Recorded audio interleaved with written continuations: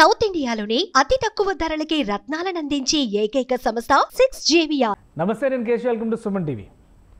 విదేశీ విద్య అంటే ఫస్ట్ వినబడే పేరు అమెరికా. అమెరికాలో లక్షల మంది విద్యార్థులు మన వాళ్ళు చదువుకునేటువంటి పరిస్థితులు వస్తాయని ఎవరో కూడా కల్లో కూడా ఊహించి ఉండరు. కానీ గత 5-6 ఏళ్లుగా చూస్తే ఈ నంబర్ విపరీతంగా పెరిగింది. ఇప్పుడు డొనాల్డ్ ట్రంప్ గవర్నమెంట్ ఫామ్ అయిన తర్వాత మొదటి రోజు నుంచి జరుగుతున్నటువంటి చర్చ ఇమ్మిగ్రేషన్ పాలసీలపైనే జరుగుతుంది. అలానే క్యాంపస్లో పనిచేసేటువంటి చదువుకునేటువంటి విద్యార్థులు అసలు పనిచేసేటువంటి అవకాశమే లేదని తేల్చి చెప్పేస్తున్నారు. ఇది ఒక గడ్డు పరిస్థితి అమెరికా చరిత్రలో అని విశ్లేషిస్తున్న వారు కూడా ఉన్నారు. దీనివల్ల నిజంగా ఎలాంటి ప్రభావం పడుతుంది, అక్కడ ఆ స్థాయిలో చర్యలు తీసుకునేటువంటి వాతావరణం ఉందా లేదా విశ్లేషించేటువంటి ప్రయత్నం చేద్దాం. మనతో పాటు ప్రముఖ ఎన్ఆర్ఐ అలానే అమెరికాలో సీనియర్ అటార్నీగా గుర్తింపు పొందినటువంటి కావేటి శ్రీనివాస్ గారు ఉన్నారు. కావేటి శ్రీనివాస్ గారు నమస్కారం.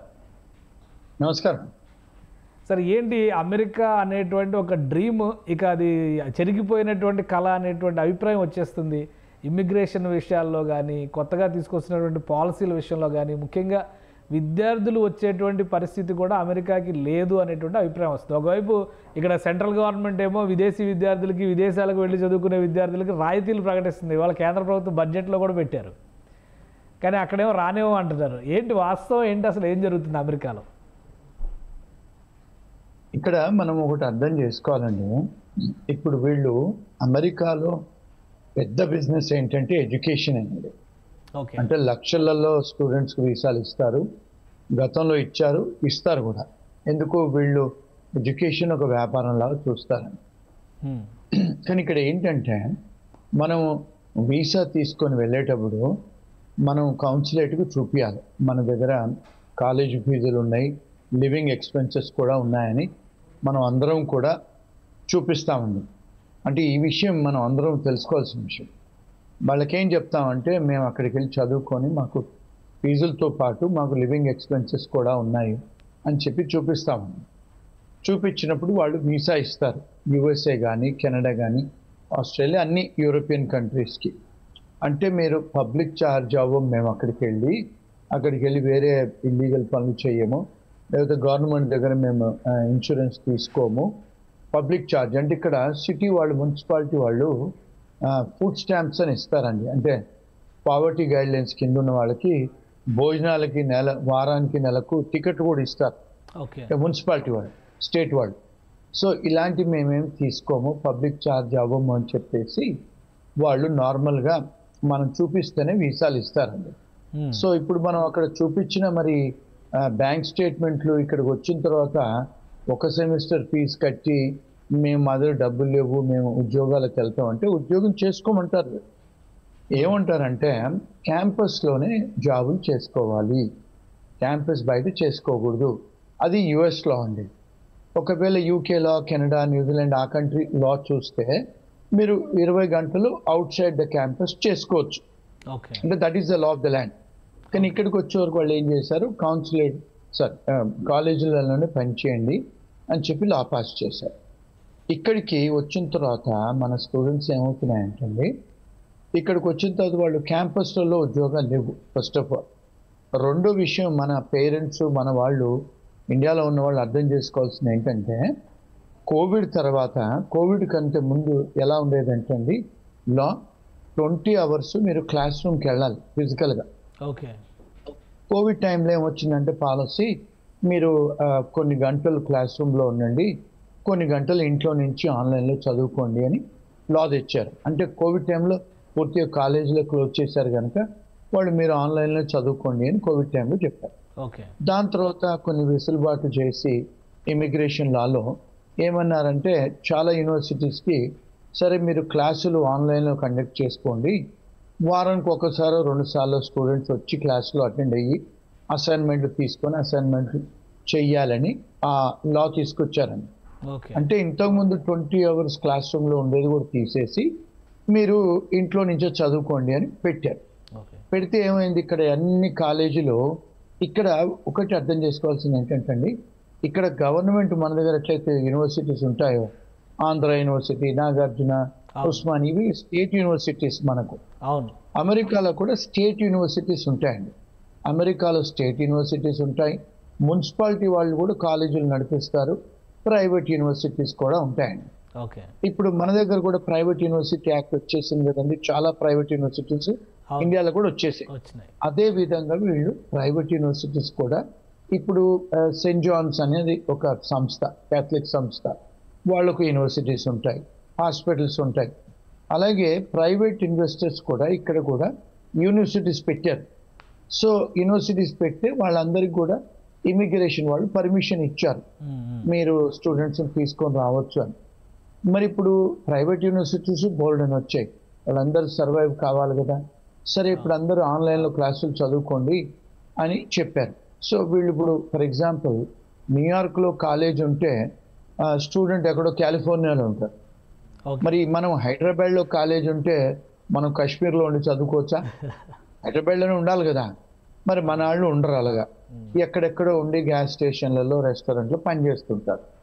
సో ఇక్కడ అంటే ఇక్కడ లోకల్ అమెరికన్స్ వాళ్ళ భావం, వాళ్ళ ఫీలింగ్స్ ఏమొచ్చాయంటే ఈ స్టూడెంట్స్ వచ్చారు, వచ్చి ఇక్కడ నార్మల్గా ప్రివేలింగ్ వేజ్ గంటకు $15,000 అండి. ఇప్పుడు మన దగ్గర కూడా ఇండియాలో కూడా prevailing wage act, minimum wage act అనేది మన దగ్గర ఉంది లేబర్ లాస్లో. వీళ్ళకు కూడా ప్రతి సంవత్సరం వాళ్ళు పెంచుతారు. ఈ సంవత్సరం లేబర్ డిపార్ట్మెంట్ ఏముంది, ఫెడరల్ లేబర్ అంటే $15 గంటకని. సో వాళ్ళు ఎవరు పని చేసినా 15 ఇవ్వాలి. సో మన వాళ్ళు ఏం చేస్తున్నారు అంటే స్టూడెంట్స్ వచ్చి వాళ్ళు అనుకునేది ఈ రెస్టారెంట్లలో, గ్యాస్ స్టేషన్లలో వీళ్ళు కాలేజీలో చదువుకోవాల్సింది పోయి కాలేజీలలో జాబులు చేయాల్సింది పోయి బయట చేస్తున్నారు, ఈ ఉద్యోగాలు మాకు వచ్చే ఉద్యోగాలు పోతున్నాయి అనేది ఒక మూమెంట్, ఒక ఫీలింగ్ అనేది వచ్చింది, లోకల్ ఫీలింగ్. ఇప్పుడు ఎలాగైతే మన కేసీఆర్ గారు తెలంగాణ తీసుకురావడానికి ఆంధ్ర వాళ్ళు పోవాలి, ఆంధ్ర వాళ్ళు ఇది చేశారని ఎలాంటి నినాదం తెచ్చి పొలిటికల్గా సెంటిమెంట్ లేబట్టేసి చేసుకున్నాడు తెలంగాణని టీఆర్ఎస్ పార్టీ వాళ్ళు, అదే విధంగా ఇప్పుడు ట్రంప్ గారు కూడా మనకు Americans first, America manufacturing first అని ఒక నినాదంతో తీసుకొచ్చి రాజకీయాల్లో గెలిచారు. ఇప్పుడు థంపింగ్ మెజారిటీతో గెలిచారు వాళ్ళు, 2 హౌజ్లలో వాళ్ళ మెజారిటీ ఉందండి. సో ఇప్పుడు మరి అమెరికన్స్ కోసం తెచ్చాడు కదా, మన అమెరికన్స్ కు ముందు జాబులు రావాలి అని. సో దాని వల్ల ఏం చేశాడంటే అదొక రీజన్. రెండోది ఏమైందంటే ట్రంప్ గారు మొదటిసారి ఉన్నప్పుడు తను కొన్ని మార్పులు చేశారు, కానీ తన టర్మ్ అయిపోయిన తర్వాత మళ్ళీ బైడెన్ గారు వచ్చిన తర్వాత ఈ గేట్లన్నీ ఓపెన్ చేశారండి. తను ఉన్నప్పుడు ఏం చేశారంటే ఇప్పుడు ఈ మెక్సికో నుంచి, సౌత్ అమెరికా నుంచి చాలామంది బార్డర్ క్రాస్ చేసి వస్తారు. వాళ్ళందరినీ కూడా తను ఉన్నప్పుడు అరెస్ట్ చేయించాడు.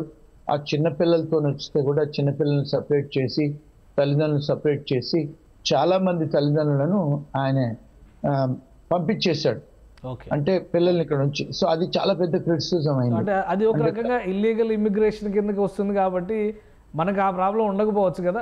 మన వాళ్ళు కూడా అట్లా ఇల్లీగల్గా వచ్చిన వాళ్ళు ఎవరైనా ఉంటారా?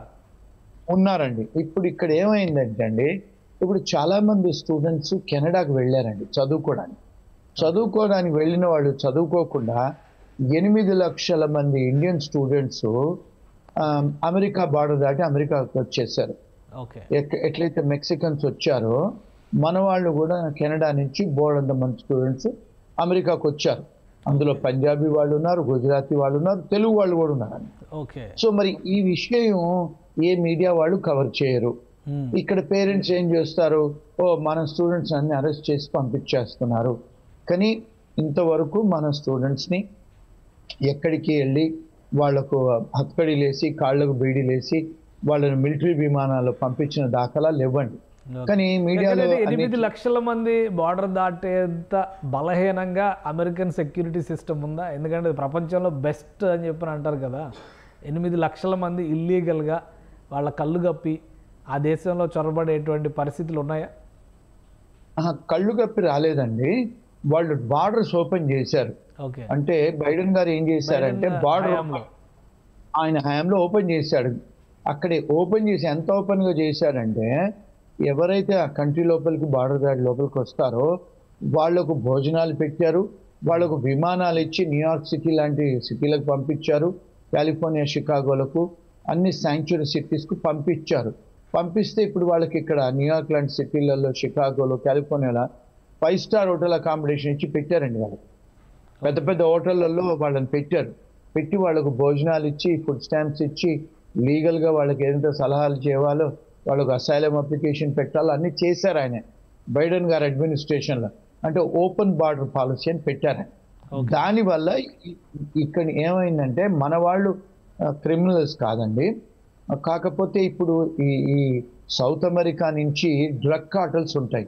ఇప్పుడు కొలంబియా కానీ, వెనజువేలా కానీ, ఇక్కడ ఉన్న పక్క ఈక్వెడోర్ దేశాలలో చాలా మంది క్రిమినల్స్ అక్కడ క్రైమ్ జరిగితే వాళ్ళందరూ కాన్విక్ట్స్ ఏం చేశారు, బార్డర్ క్రాస్ చేసి ఇక్కడికి వచ్చారండి. వాళ్ళతో పాటు భార్య పిల్లలందరూ వచ్చారు. వచ్చి ఇప్పుడు ఇక్కడ లక్షల మంది వాళ్ళు ఉన్నారు ఇక్కడ. అంటే సౌత్ అమెరికన్స్, స్పానిష్ వాళ్ళను వాళ్ళ మీద వారెంట్స్ అయ్యి, కేసులు అయ్యి, ఇక్కడ డిపోటేషన్ ఆర్డర్ అయిన వాళ్ళు వీళ్ళని తీసుకుపోయి బయటపడేసేది లేదు.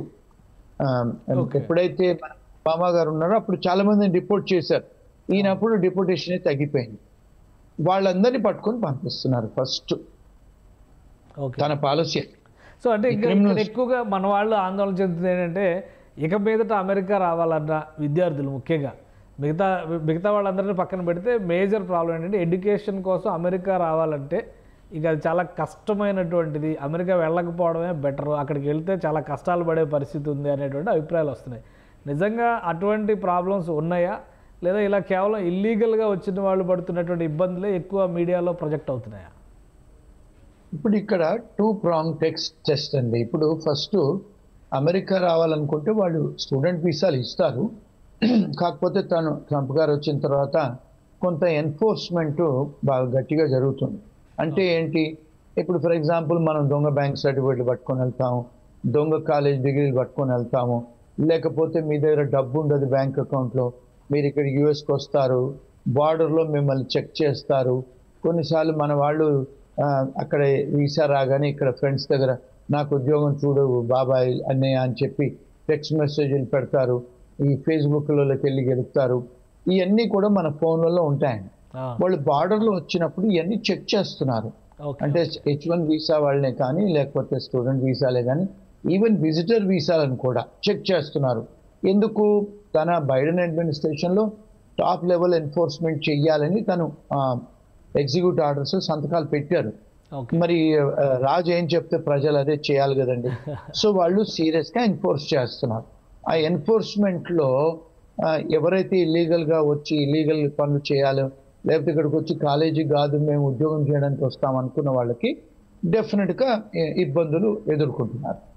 సో అది కాకుండా లీగల్గా వచ్చే వాళ్ళకు డెఫినెట్గా అమెరికాకు పెద్ద బిజినెస్ ఎడ్యుకేషనే కనుక ఎవరైతే నిజంగా చదువుకొని వాళ్ళు ఇక్కడ చదువుకొని సిపిటీలు ఓపీటీలు ఉద్యోగాలు చెయ్యాలి లీగల్గా అనుకున్న వాళ్ళకి ఇబ్బందులు ఉండవండి. అంటే మీరు you have to follow the law ఒకటండి. ఇప్పుడు ఈ H1B వాళ్ళు కూడా కొంతమంది డిపోర్ట్ అవుతున్నారు. ఇది చాలా మందికి, మన పేరెంట్స్కు, మన ఫ్యామిలీకి, మీడియా వాళ్ళకు తెలియని విషయం ఏమిటి అంటే, ఇక్కడ 87% ఐటీ కంపెనీలు మన తెలుగు వాళ్ళు, మన ఇండియన్సే రన్ చేస్తారండి అమెరికా మొత్తంలో. ఇప్పుడు మీరు చూసుకుంటే గూగుల్ CEO ఇండియనే, మైక్రోసాఫ్ట్ CEO ఇండియనే. మరి వీళ్ళను మరి ఎందుకు చేస్తారండి? పెప్సీ ఇలాంటి పెద్ద పెద్ద కంపెనీస్కి CEOలు ఎందుకు చేస్తారు చెప్పండి ఇండియన్స్ని? అంటే మన మీద రెస్పెక్ట్ ఉండే కదా. ఇప్పుడు చూడండి, వైస్ ప్రెసిడెంట్ భార్య కూడా ఇండియనే. ఇప్పుడు మళ్ళీ FBI డైరెక్టర్ కూడా ఇండియన్నే పెడతా అంటున్నాడు ఆయన, ఏది కీష్ పటేల్ని. మరి ఆయన ఇండియనే కదా, గుజరాతీ అతను. ఇప్పుడు తులసిని, ఆమెను వేరే ఒక గవర్నమెంట్ డిపార్ట్మెంట్కు కన్ఫర్మేషన్ అవుతుంది.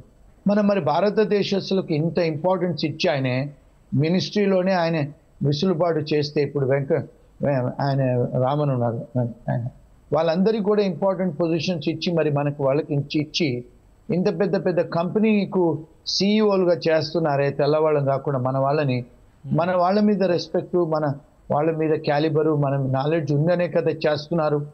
మరి 87% ఐటీ కంపెనీస్ నడిపించే వాళ్ళు మొత్తం ఒక్కొక్క ఐటీ ప్రోగ్రామరు 1.5 కోటి సంపాదిస్తున్నారు కదండి H1B వచ్చిన వాళ్ళు.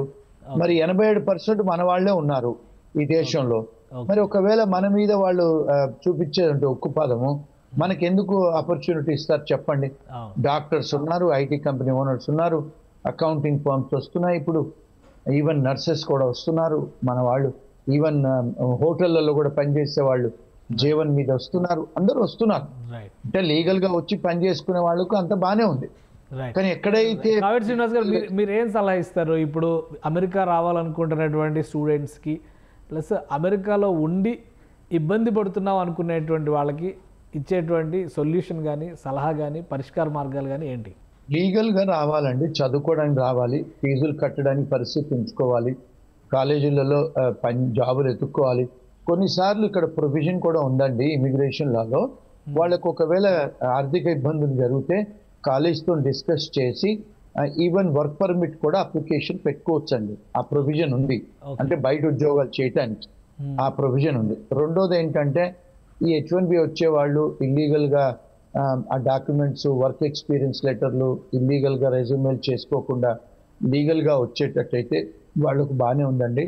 మూడోది ఏంటంటే ఇక్కడ డెఫినెట్గా అమెరికా పెద్ద దేశము, education best in the world, even IT కూడా best in the world, medicine కూడా బెస్ట్, అన్ని ఈ డెఫినెట్గా వాళ్ళు లీగల్గా చేసుకున్నారంటే రావచ్చు, వచ్చి జాగ్రత్తగా చేసుకోవచ్చండి. అది మూడోది ఏంటంటే నో యువర్ రైట్స్, మన అర్హతలు హక్కులు ఏంటి తెలుసుకోండి. రాకముందే ఆన్లైన్లో రీసెర్చ్ చేసుకొని రావాలండి. ఇక్కడికి వచ్చిన తర్వాత అయ్యో నాకు తెలియదు, I don't know the law అంటే ignorance of law is not excuse అండి. డెఫినెట్గా అవన్నీ జాగ్రత్తలు తీసుకొని వస్తే డెఫినెట్గా ఫ్యూచర్ ఉంది. ఎందుకంటే వీళ్ళు ఇప్పుడు ఎకానమీ కూడా పెరుగుతుంది మళ్ళా, కానీ వచ్చిన తర్వాత స్టాక్ మార్కెట్ పెరిగింది, ఇప్పుడు ఉద్యోగాలు కూడా వస్తున్నాయి. ఇప్పుడు చాలా మంది ఇల్లీగల్ వాళ్ళని తీసేస్తే లీగల్ వాళ్ళకు ఉద్యోగాలు ఉంటాయి కదండి. చాలా మంది ఇల్లీగల్ వాళ్ళు వెళ్ళిపోతున్నారు కూడా. సో ఉద్యోగాలు డెఫినెట్గా ఉంటాయి, మంచి జాబులు ఉంటాయి, మంచి లీగల్గా జాబులు చేస్తే ఉంటాయి. మరి ఇప్పుడు ఆల్రెడీ స్టార్ట్ అయిపోయింది కదా, అడ్మినిస్ట్రేషన్ ఎలా ఉంది ఓవరాల్గా? ట్రంప్ అడ్మినిస్ట్రేషన్ చాలా మంది ఆందోళన చెందుతూ ఉన్నారు ఇండియన్స్. ఏదో అంటే మీరు అన్నట్టుగా ఇల్లీగల్ లీగల్ ఆ వేరియేషన్ ఎప్పుడూ ఉంటుంది, బట్ ఓవరాల్గా మనల్ని పంపించేస్తారేమో, మనకు అవకాశాలు తగ్గిపోతాయేమో అనుకునేటువంటి ఆందోళన కానీ అలాంటి పరిస్థితులు కానీ ఉన్నాయి. ఎందుకంటే చాలామంది గ్రీన్ కార్డు అప్లై చేస్తున్న వాళ్ళు రావేమో, ఇక ఎవరేమో H1B తగ్గించేస్తారేమో, ఇట్లాంటి భయాలు ఉన్నాయి వాటి పరిస్థితి. అవునండి, H1Bలో ఈ సంవత్సరము చాలా స్ట్రిక్ట్ ఎన్ఫోర్స్మెంట్ చేస్తా అంటున్నారు. ఆ పాలసీతో వచ్చింది. ఎవరైతే H1B కంపెనీ ఓనర్లు డబ్బులు తీసుకొని స్పాన్సర్ చేస్తారో లేకపోతే ఇల్లీగల్ చేస్తారో అవన్నిటికీ వాళ్ళు వచ్చి చెక్ చేస్తా అంటున్నారు. వాళ్ళ ఆఫీసులకు వచ్చి చాలా స్ట్రిక్ట్గా ఉంటుంది. సో జాగ్రత్తగా లీగల్గా చేసుకుంటే I don't see any problem అండి. రెండోది ఏంటంటే నో యువర్ రైట్స్. కొన్నిసార్లు ఎయిర్పోర్ట్లలో జాగ్రత్తగా ఆన్సర్స్ ఇవ్వాలి. వచ్చిన తర్వాత కూడా వాళ్ళు వచ్చి ఒకవేళ ఇమిగ్రేషన్ వాళ్ళు వచ్చి స్టూడెంట్స్ను పట్టుకునే పరిస్థితులు ఉంటే వాళ్ళు రైట్ టు రిమైన్ సైలెంట్ ఉంది. ఇమిగ్రేషన్ విషయాలు చెప్పే అవసరం లేదు. ఆ ఇమిగ్రేషన్ వాళ్ళకి మంచి లాయర్లను సంప్రదించాలి, తెలుసుకోవాలండి. అంటే if they are by the law డెఫినెట్గా ఇప్పుడు చాలాసార్లు మన స్టూడెంట్స్ ఏంటంటే డ్రింక్ అండ్ డ్రైవింగ్ చేసుకుంటూ పట్టుపడతారు. మరి అలాంటప్పుడు ఇబ్బందులు అవుతాయి. వాళ్ళు మొన్న ఒక క్లయింట్ ఫోన్ చేసి డ్రింక్ అండ్ డ్రైవ్ చేస్తున్నాడు, పోలీసు ఆపాడు. ఆపితే వాడు ఈవెన్ ఇమిగ్రేషన్ స్టేటస్ అడిగాడు, స్టూడెంట్ వీసా అంటే వాడు ఎక్కడో ఇంకొక క్లయింట్ ఒక గ్యాస్ స్టేషన్లో పనిచేస్తున్నాడు, వచ్చి వాళ్ళు లిక్కర్ అమ్మితే పట్టుకున్నారు. అడిగారు నీకు రైట్ టు వర్క్ ఉందా అంటే లేదంటే వాడు ఈవెన్ ఆ టికెట్లోనే రాశాడు నో వర్క్ పర్మిట్ ఉందని, నో వర్క్ పర్మిట్ అని. ఇలాంటివి అయినప్పుడు మళ్ళీ వాళ్ళు ఇమిగ్రేషన్ తెలుపుతారు కదండి. సో ఇలాంటి చిన్న చిన్న మిస్టేక్స్ చేసుకోకుండా ఉంటే దే కెన్ బి ఓకేనండి. అంటే అంత లాలెస్నెస్ ఏం లేదు, బట్ డెఫినెట్గా ఇల్లీగల్ వాళ్ళని పట్టుకుంటున్నారు. ఎవరికైతే వారెంట్స్ ఉన్నాయో వాళ్ళ మీద కేసులు ఉన్నాయో స్పానిష్ వాళ్ళ మీద బాగా టార్గెట్ చేస్తున్నారు, పట్టుకొని వాళ్ళని రిపోర్ట్ చేస్తున్నారు. Right thank you Kaveti Srinivas గారు న్యూయార్క్ నుంచి అప్డేట్స్ ఇచ్చినందుకు. ఇది అమెరికాలో పరిస్థితి, ఇక్కడ జరుగుతున్నటువంటి ఆందోళనకి సంబంధించి కావేటి శ్రీనివాస్ గారు ఒక క్లారిటీ ఇచ్చారు. ఇల్లీగల్గా వచ్చిన వాళ్ళు, ఇల్లీగల్గా పని చేయాలని ప్రయత్నం చేస్తున్న వాళ్ళు మాత్రమే ఇబ్బంది పడుతున్నారు, మిగతా అంతా కూడా సవ్యంగానే ఉంది. అలానే అడ్మినిస్ట్రేషన్లో ట్రంప్ భారతీయులకి చాలా ప్రాధాన్యం ఇస్తున్నటువంటి పరిస్థితి ఉంది. ప్రధానంగా గత బైడెన్ ప్రభుత్వం తీసుకున్నటువంటి నిర్ణయాలను సరిచేసేటువంటి క్రమంలోనే ఇమిగ్రేషన్ పాలసీల విషయంలో స్ట్రిక్ట్ ఎన్ఫోర్స్మెంట్ జరగబోతుంది. అలానే రాబోయే రోజుల్లో H1B వీసాలకు సంబంధించి కానీ, స్టూడెంట్ వీసాలకు సంబంధించి కానీ నియమ నిబంధనలు కఠినతరం చేస్తారు.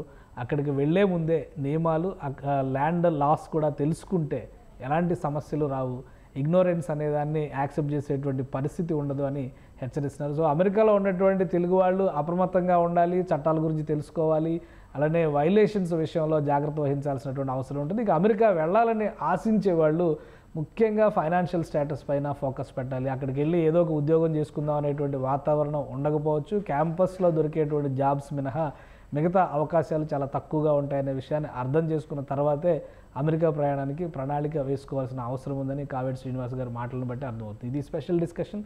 Keep watching.